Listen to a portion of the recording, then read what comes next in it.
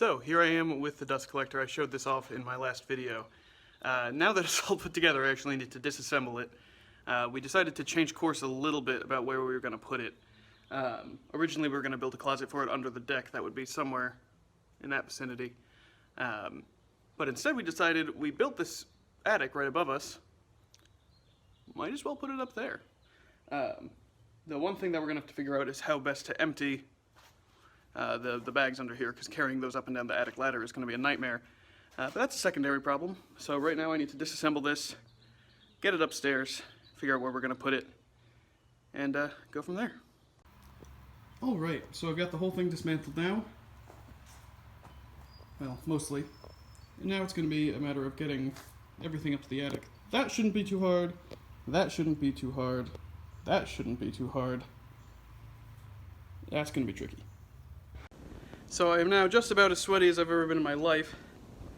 It's about 3,000% humidity up in the attic. It's not great down here, but it's workable. But we just managed to get the entire dust collector up through that hole, and we're in the process of getting installed now. I'm not filming much up there, A, because the light's terrible, so you won't be able to see much, and B, because it's really hot, and I'm just trying to get this thing done quickly. But it's up there, and I'll probably try to show you it once it's all in place and I've showered. So, back to it. 3 weeks later. Quick update on dust collection. I know this is all sort of piecemeal, but that's how I'm building it. I've started putting in the ductwork that will serve as the backbone of the entire system. So as a reminder, the dust collector is up pretty much right above where that light is, in the ceiling. There's an attic up there. I will be piping everything through there eventually. I'm going to have two sort of main nodes on the workshop floor. So obviously we have this drop right here. I'm going to extend this piece back behind the chop saw over here, and then I believe I'll be running a flex hose down behind to catch up to the jointer. I'm still not 100% sure of that, just because the jointer is really the only thing in a very awkward position here. So we'll play that one by ear. And obviously there'll be another run down here for the chop saw itself. And then this piece, I'm probably just going to put whatever length of flex hose I have left at the end of this. Maybe put it a little further this way, a little farther towards there. And that way that one can sort of be a floater between the drill press, sander, or planer, depending on what I'm using at a given moment. And then on this side, I'm still figuring out exactly how this intersection is going to work, but there'll be one main kind of conduit going all the way down this pole. It'll meet up, obviously, with the bandsaw. Pay no attention to that wiring, just don't look at it. Obviously the table saw, which is moved right now for other reasons, and most likely the router table. Now that I'm looking at it, it actually makes way more sense for the joiner to run from there, so that's what I'll do. Yep, I will run something to the jointer from there. And then, if all goes well, I will also have this go all the way to the floor, so I can have a sort of improvised floor sweep down at the bottom there, so I can just sweep all this dust straight into the system and not have to worry about it, which would be handy. And then sort of the tricky part of all this is I would like to put in a cyclone separator that lives somewhere on the corner of this shelf here. And the idea being that I could then pull a blast gate here to drop any of the dust into a bag or what have you, just to empty that. And that way I don't have to go up into the attic, which especially in the summer is about 400,000 degrees Fahrenheit on any given day. And so having most of the dust live down here is good for collection purposes, and it'll put less strain on the motor because it won't have to haul all the dust all the way up to the ceiling, which is obviously good. So I'm still going to tweak this. I'm not filming most of it because it's a lot of me sitting there scratching my head as I'm figuring out the best way to do things. Oh, by the way, these brackets are extremely simple. They're just pieces of really crappy plywood that I cut on the bandsaw to be, roughly circular at the bottom. And then I just used some chunks of scrap wood to kind of make mounting blocks for them. And these hold up just fine. And I'm not at all worried about that pipe going anywhere. So there's that. I also used a rope here before I realized I had some cargo strapping left over, but I just made a little cleat for it. These are two holes that are drilled partially this way and then out the side that I could just feed this through, and that holds that really solidly. So I won't use that for the rest of the equation, but it works fine for this, and I don't see any reason to change that for now. I will also probably retie that knot, because I know it's hideous, but whatever. Alright, and I also have to move my hand tool wall, which I haven't really expressed in any great detail. This was something I built a long time ago. But I'm probably going to put that over to the right of the drill press now. So, there you go. Alright, so a little bit more progress has been made. I've got the general idea of the fixings over here. So I've got the 2 blast gates. These are just super cheapo plastic blast gates. I was thinking about either making my own or getting better ones, but these were on sale for about $2 a piece from Grizzly, I believe. And, well, I couldn't pass that up. So, they work, and if I ever need to replace them, that's not that big a deal. But I imagine they'll be fine, at least to start. The one thing is, they only fit into the actual 4-inch pipe, so you gotta remember that the fittings themselves are built to accept the 4-inch pipe, so in order to get the blast gate right onto the fitting, you have to kind of put about a 3-inch piece, I think this is probably more like 2-inch piece within the fitting itself to serve as sort of a reducer, and then the blast gate fits into that. And they fit pretty loosely, so you can see I've just wrapped them in 4 or 5 layers of the PVC tape, and that's on there very snugly. I don't think I could get that off without really whacking it, so that should do fine. And then same deal on this guy. So that's all good and dandy. I'm thinking I will most likely end up running more of a line from here, but I think this is a good place for the blast gate, because that's going to service several tools over here, and I'm left-handed, so it'll be easy enough for me to come over, do that. I'm trying to position the blast gates with convenience in mind to a degree. Same idea with this one. If it's for the chop saw, just do that. And then my hand is already 5 inches from the handle, so that should work. I've also gotten this sort of weird interchange going. I need to tweak it a little bit more, just because you can see that Y fitting is clearly not square against the pole, although the pole's also not square at all, so whatever. It's going to be a weird situation over here, kind of no matter what I do, because this is going to have to wrap up and around like it did. And again, you really don't want to use 90-degree fittings with dust collection, because it really reduces the airflow. So you want to use 245s wherever you can. Obviously it gets a little wonky at times, but it should be fine. So most likely I'm going to have call it a cyclone, but it really won't be a cyclone, but a chip separator mounted right around here, probably right up on the shelf or just off of it. And I will probably feed it pretty much directly from the top of this going into the side. And then I'd like to build it so it's sort of funnel shaped, so that the dust can just funnel down to a blast gate or something similar, and I can just have a chute where I can empty it into a bag or bin or whatever, so I can just get rid of it very easily. And then from that separator or cyclone, whatever you want to call it, I'm pretty much going to run a pipe straight up into the ceiling where it'll meet the main collector. Status report.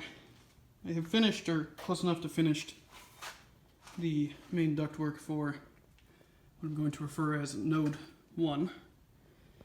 Essentially the main line of things. Now, I know there's going to be some people who are saying that this is not the most efficient design, and I don't think it's that bad.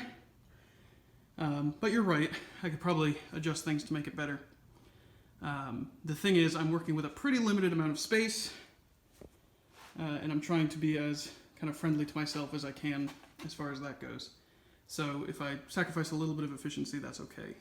The thing to remember too is that I deliberately bought an sort of more than necessary dust collector. It's more powerful than is actually required for the amount I'm dealing with it. And that's to help me make up for some of the losses in efficiency. But you can see it's just 1, 2, 3, 4 straight up Y joints. Each of them has a blast gate on. I was going to put a floor sweep, but I was thinking about it, and the more and more I thought about it, it just didn't make a lot of sense, because this is not going to be an area that's super accessible for a broom or anything, because the table saw normally would be right here. So I'll only have a 6-inch corridor, so that just doesn't make a lot of sense. So what I'm going to do instead is use this bottom guy And when I'm done attaching everything, whatever amount of flex hose I have left, I'm just going to leave down there, and that way I have it as sort of a semi-portable vacuum that I can just use as necessary. And if necessary, I could just drape that down to the floor, and that would work as a decent floor sweep, but I can have it somewhere more convenient out here. Obviously, you might have noticed this rope holding everything up. Right now, the big weak point, it's not that bad, but the big weak point of this system is this joint right here, because it's essentially taking most of the weight of this whole column with it. And so for now, just so I can go eat lunch, I've got this 4x4 wedged in under here. So it's not going anywhere. This rope was just to help me hold it in place. You can tell that's not bearing any weight. But I'm going to need to obviously come up with a better permanent solution for that. I don't hate leaving the 4x4 there. Obviously that'll help, but, and you can tell, I mean, that's really not moving. But I don't really want to leave it to chance, so I don't know if it's going to be more brackets. I think I might have to design a little bit of a beefier thing, maybe to put under the bottom wide joint, or maybe even two of them, just to help hold everything together. But that'll do. All right, lunchtime. Okay, lunch is concluded. It's a little later in the day. I have added the upper reaches onto node number 1 here. This is going to feed right into the pre-separator. I got to stop calling it a cyclone because technically speaking it's not a cyclone, although it functions more or less the same way. So that is going to be this trash can. Let's pick this up for like 15 bucks. The general gist of this is that an inlet pipe is going to go in facing more or less this way, and the idea of that is it's going to swirl the air around by forcing it into the edge of the circle. And that'll cause the heavier chips and dust to drop down into the bottom. I'm going to have to edit how this bottom works a little bit to make it more of a funnel, but we'll get to that later. And then the outlet pipe that heads towards the dust collector itself is going to come straight out the middle via a hole on the top, right in the middle. And that way only the really fine stuff gets actually sucked up into the dust collector. And that way I don't have to go up into the 4,000 degree attic all the time to empty this.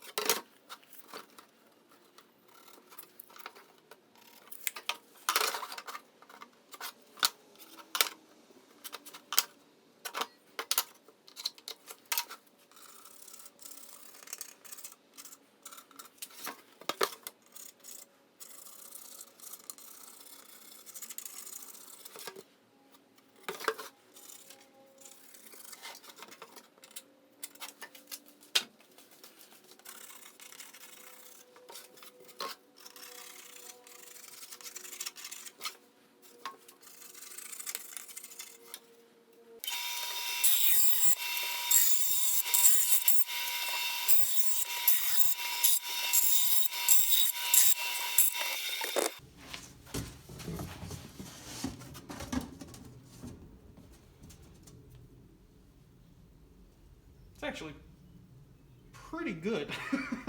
I am astonished at how pretty good that is. So you can see that essentially accomplishes what I want to accomplish, as far as this now is about at a 45 degree angle, sloping towards one point, and I will be able to filter the dust out from there. This gap here, up top, is the only one that really concerns me. I don't really care if dust gets in below this. It doesn't make a huge difference one way or the other. It's just, this is more for overall convenience. If I have to go in and empty out the other half of it sometimes, I do. But again, I really don't suspect that'll be an issue. And also, if there's dust in the bottom of this container that I'll never see again, whatever. Eventually it'll fill up and then I won't have to worry about the gap anymore.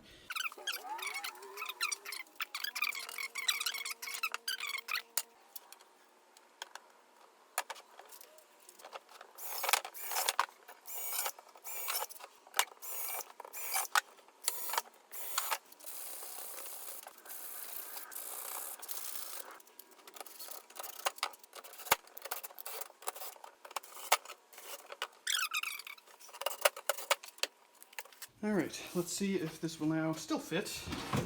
I'm optimistic.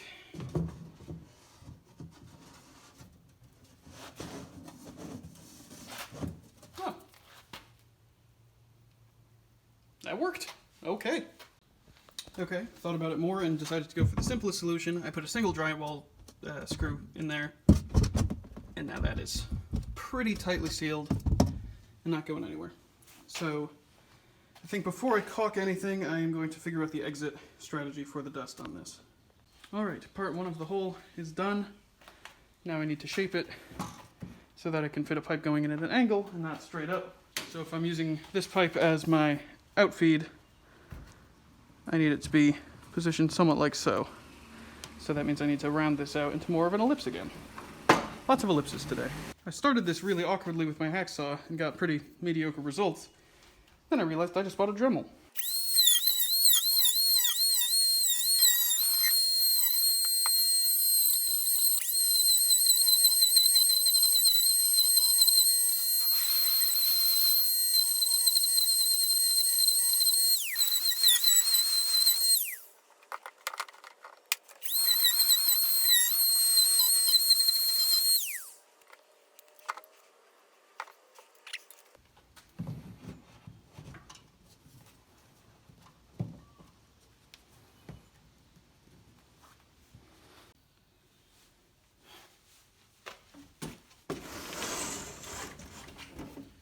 Don't judge me too much on my workbench. I'm rushing to get this done.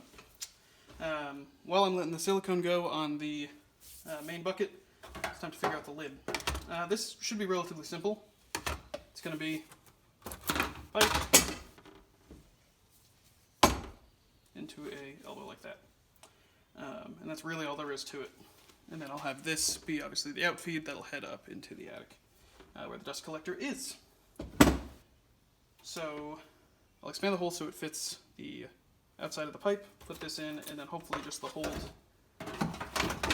that the elbow will have on it, right around here, will be enough to prevent anything from falling. And I'll tape this up and do everything just to make sure that that is a good fit, and that ought to work.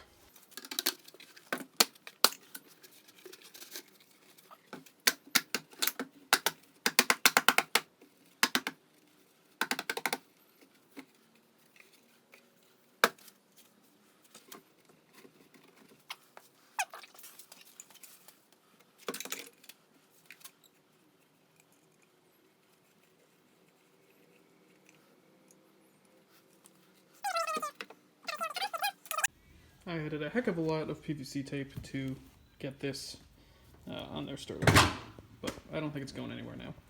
Slightly janky, but aren't we all? It's getting kind of late, so I've been skipping some video, just in the interest of getting things done quickly. I have the whole thing assembled, obviously a liberal amount of tape. The one thing that is now needed is the Inflow Tube, which you can see I've marked out here. So I'm just going to carve that out with the Dremel. The process of inserting it is essentially the same as what I've been doing. And that's just going to be a straight pipe, and then that'll eventually join it to the top of that. I also went ahead and built this quick little shelf just to give myself a little more support with the bin hanging off of it. So let me get this hole done, let me get everything plugged in, and then all we got to do is run that last bit of pipe up the attic way, get the thing wired, and it should be collecting some dust. So we are up in my attic. You can see the dust collector, the extraction pipe, doodly doodly doodly doodly doodly doot, down through a hole in the ceiling. I apologize, the lighting's thoroughly mediocre up here. I promise you it's not much better on my end. We opted to just use flex hose along the ceiling here just because it's way easier to hang than the heavy PVC pipe. The one thing I'm a little bummed about is that that's almost a 90 degree angle right there, which is obviously not ideal for the airflow, but it's a sacrifice I'm willing to make for now, and then I can always adjust that hole and try to angle it better if I need to in the future. You might notice that the ceiling's a little short here, so I'm probably going to have to either trim or mount those bags so that they're not quite as capacious. But when they're fully extended, it's hard to see from this angle. When they're fully extended, they overlap the ceiling maybe about 2 inches, so it's not a huge difference. So tomorrow we've got the electrician coming in. to help us wire this. I would do it myself, except I am not super comfortable working with 240 volts. I've never done it before, so I figured let a pro do it this time to show me how it's done. And then we're pretty much good to go. So I've added now just a sheet of sort of masonite hardboard up top there, just to make sure the bags don't puncture themselves on any of the roofing nails.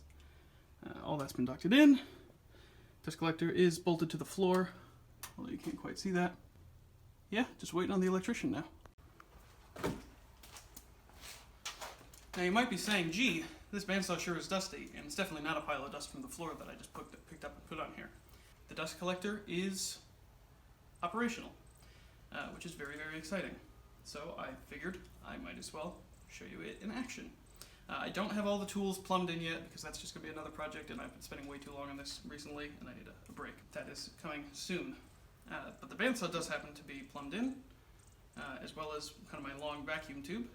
So let's give it a shot and see what happens.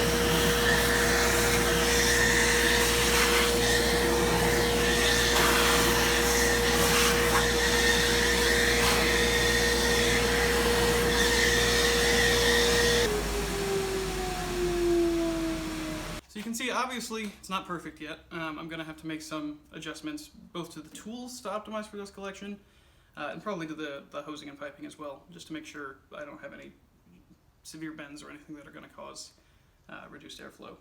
But obviously the suction is there, you can tell because of the vacuum tube. So it's just a matter of applying it correctly and getting it where I need to go.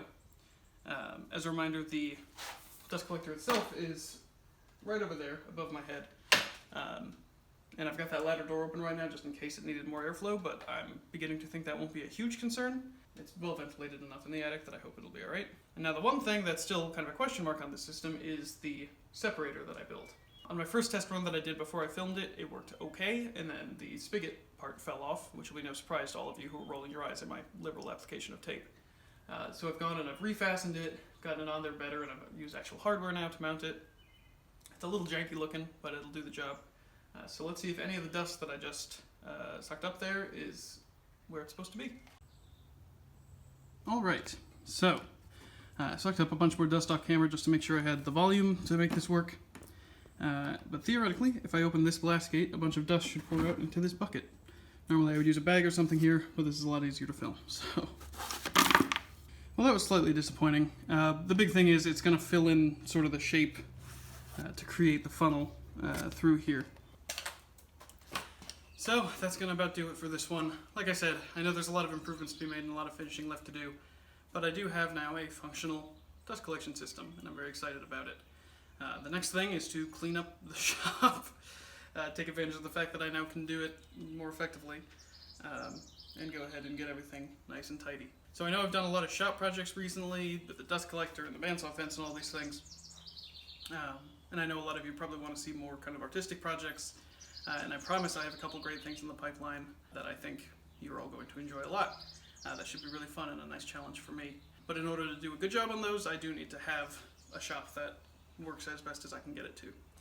So that's kind of where I'm at on that. If you have any questions, comments, concerns, compliments about this video or any of my others, feel free to leave them in the comments.